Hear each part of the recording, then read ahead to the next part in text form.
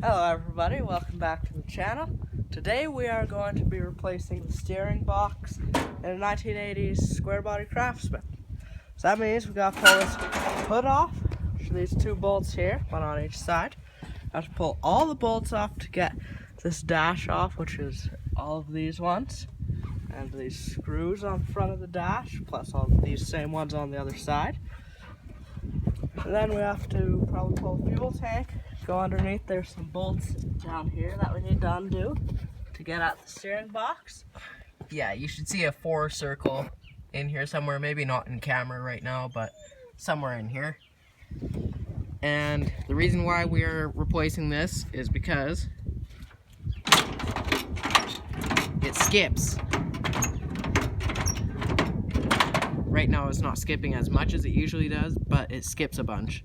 So what we're going to be doing is just swapping in another used one from a 1990s style square body Craftsman like Beast 2.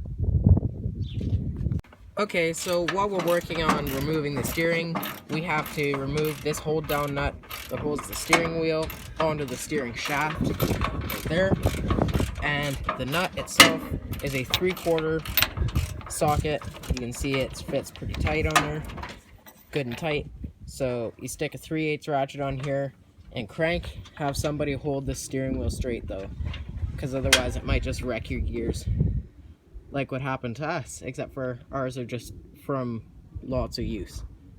Okay, so now that we've removed the steering wheel, we have this problem with this pot metal adapter, I guess you would call it, being stuck on the shaft. They look like that on the back. We're just viewing from a newer steering wheel. Yeah, we gotta get this off now. Okay, so now we're fast forwarded a bit. The hood is off the tractor. All of the bolts that go around the perimeter of this housing are undone. Now we just need to take the screw that was here is out. We need to take that one and this one and the one down below out, and then this whole piece lifts off.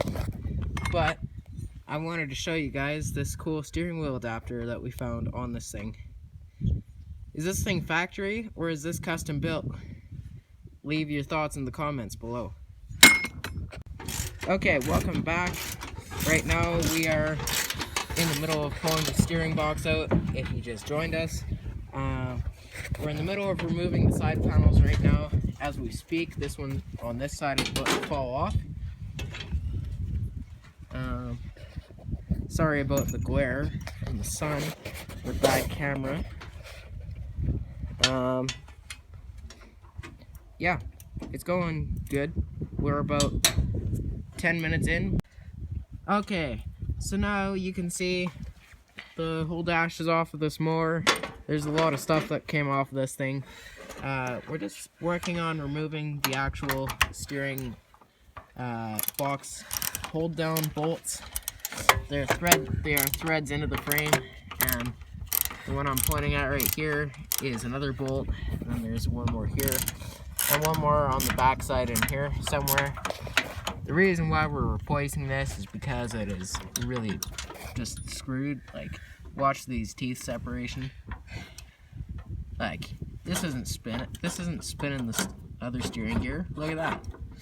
This is completely screwed.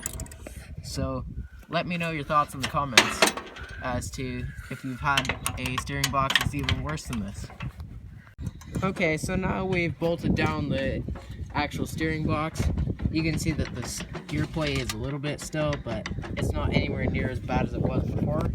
So hopefully this setup will work better.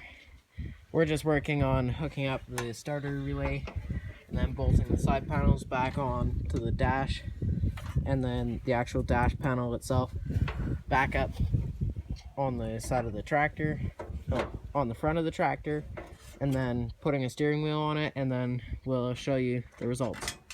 Okay, so now that we have all the bolts undone, all 4 mounting holes for the steering box itself, and the steering connector bar itself unhooked, let's go ahead and lift this thing out. And there you go, there's our steering box out. We're halfway done. Now we're going to swap in the new one, and it should just bolt up in place, but if not, we'll be drilling new holes. Okay, so now that we have the side panels bolted on, we're just hooking up the actual dash itself, this piece, with the Phillips head screws and the nuts on the...